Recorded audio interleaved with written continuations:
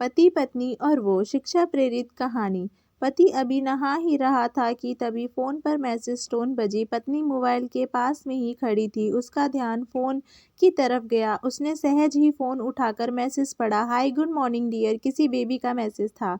पत्नी सोच में पड़ जाती है कि अब ये बेबी कौन है। तब तक पति भी नहा कर बाहर आ चुका है। पत्नी उसे किसी बेबी का मैसेज आया था बताती है। पति मुस्कुरा देता है, फ़ोन उठाकर उसे मैसेज का रिप्लाई करता है, hi baby how are you, और अपने काम में लग जाता है। इस रिप्लाई को भी पढ़ती है। अब हर पल पत्नी के दिमाग में यही विचार कूदता रहता है कि ये बेबी कौन है। शाम को पति घर आता है। पत्नी उससे पूछती है, ये बेबी कौन है। पति जवाब में सिर्फ मुस्कुरा देता है और फिर से अपने काम में लग जाता है। 2-3 दिन बीत जाते हैं। उन विचारों ने अभी तक पत्नी का पीछा नहीं छोड़ा था और फिर से पति के मोबाइल पर फिर एक बार बेबी का मैसेज आता है, आज तो मिलोगी कि नहीं, तुम्हारी बहुत याद आ रही है। इस मैसेज ने आग में घी का काम किया। पत्नी का शक और भी ज़्यादा पक्का हो गया। बीच बीच में ऐसे मैसेजेस का आदान प्रदान होता रहता और पत्नी के मन में शक की जड़ें और गहरी होती गईं। पति पूछने पर भी जवाब में सिर्फ मुस्कुराहट के और कुछ नहीं करता। ये शक गुस्सा बनकर तब ज्वालामुखी की तरह फटा जब एक दिन उसे अपने पति की जेब में सिनेमा की 2 टिकटें मिलती हैं। पत्नी अपने पति से बहुत झगड़ती है। पति उससे समझाने की कोशिश करता है लेकिन वह कोई भी बात सुनने को तैयार नहीं है।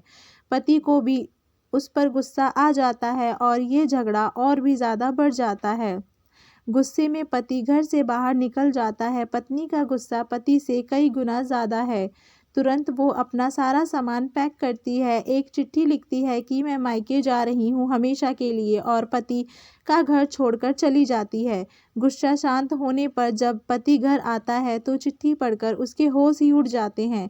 10 दिन बीत जाते हैं और गांव के उस घर पर डोरबेल बजती है जहां पत्नी रहने चली गई थी। पत्नी दरवाज़ा खोलती है। दरवाजे पर 10 साल की एक छोटी बच्ची हाथों में चिट्ठी लिए खड़ी है। वह पत्नी को वह चिट्ठी देती है। बच्ची से वे चिट्ठी लेकर पत्नी चिट्ठी खोलकर पढ़ती है। डियर वाइफ, जिस बेबी की वजह से हम दोनों में इतने झगड़े हुए और तुम हमारा घर छोड़कर यहाँ चली आई, ये बच्ची जो अभी तुम्हारे सामने खड़ी है वही बेबी है। अनाथ आश्रम की एक प्यारी बच्ची। इसी के साथ मैं बातें करता था, सिनेमा जाता था। पहली बार जब तुमने बेबी के बारे में पूछा था तो मैंने जानबूझकर तुम्हें नहीं बताया था। सोचा था थोड़ा मजाक करता हूँ, देखता हूँ तुम कैसे रिएक्ट करती हो। लेकिन मैंने ये कभी नहीं सोचा था कि तुम्हारा शक इतना बढ़ जाएगा कि तुम घर ही छोड़ दोगी। हाँ, सबसे ज़रूरी बात ये तो बेबी है, वह किसी और की नहीं बल्कि तुम्हारी ही बेटी है। रुको, अपने आप को संभालो और आगे की बात ध्यान से पढ़ो। हमारे शादी के 2 साल पहले की ये बात है।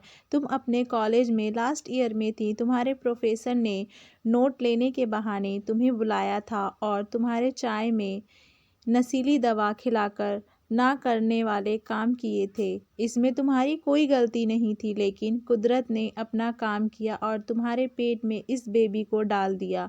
काफ़ी प्रयास करने पर भी अबॉर्शन नहीं हुआ तो तुम्हारे घर वालों ने समाज के डर से तुम्हें 6 महीने तक घर में ही रखा। तुम्हारे पिताजी खुद एक डॉक्टर हैं, इसीलिए ये बिन मांगा बच्चा बड़ी आसानी से बिना किसी को कानो कान खबर हुए इस दुनिया में आया। भविष्य में तुम्हारी शादीशुदा ज़िंदगी में कोई प्रॉब्लम ना हो, इसीलिए तुम्हारे पिता ने इस बच्चे को गांव के एक अनाथ आश्रम में छोड़ दिया। ये बच्चा मतलब ये बेबी जो अभी तुम्हारे सामने खड़ी है। अगर अभी भी विश्वास नहीं हो रहा है तो इस बच्ची के गाल का वो तिल देख लो जो शायद तुमने उसे आखिरी बार रोते हुए देखा होगा, या फिर अपने पिताजी से पूछ लो। पत्नी जल्दी से उस बच्ची को पास में लेकर उसके गालों का तिल देखती है।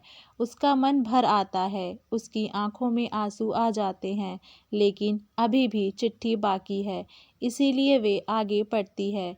मुझे पता है अभी भी तुम्हारे मन में ये सवाल उठ रहा होगा कि ये सब मुझे कैसे पता। तुम्हें बता दूं कि ये सब तुम्हारे खुद के पिता ने ही अपने मन में उठ रहे पश्चाताप को शांत करने के लिए शादी के 1 महीने पहले मुझसे मिलकर सारी बात मुझे बताई थी।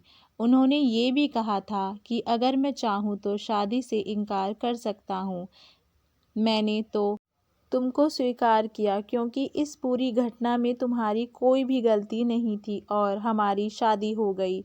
तुमने मुझे बहुत प्यार दिया, लेकिन तुम्हारे पिता से बेबी के बारे में जानने के बाद मैं उसे मिले बिना रह नहीं पाया। मैं बीच बीच में उससे मिलता था, उसके मिलना, उससे समय बिताना मुझे अच्छा लगता था। कितनी प्यारी बच्ची बिना किसी गलती के क्यों सज़ा भुगते, बस इसीलिए मैं उसे थोड़ी सी खुशी देने की कोशिश करता था। बस मुझे इतना ही कहना था। अब अगर तुम फिर से अपने घर आकर मेरे साथ रहना चाहो, तब और सिर्फ तभी गैलरी में आ जाओ। तुम्हारा और सिर्फ तुम्हारा डियर पति। बिना एक क्षण की भी देरी के पत्नी दौड़कर गैलरी में पहुंची और रास्ते पर उसका पति खड़ा था। उसके चेहरे पर मुस्कान की, पत्नी की आंखों में आंसू के। पूरे कारण कुछ भी हो, अपने दोनों के बीच में कभी भी सबको थोड़ी सी भी जगह मत दो, क्योंकि दुनिया में हर बीमारी का इलाज है, लेकिन शक नाम की बीमारी का कोई इलाज नहीं है। मन शांत रखो, जो भी मन में आए एक दूसरे को बताओ। आशा करती हूँ आप सभी लोगों को हमारी ये कहानी अच्छी लगी होगी। अगर अच्छी लगी है तो हमें नीचे कमेंट में अपनी राय बताना ना भूलें।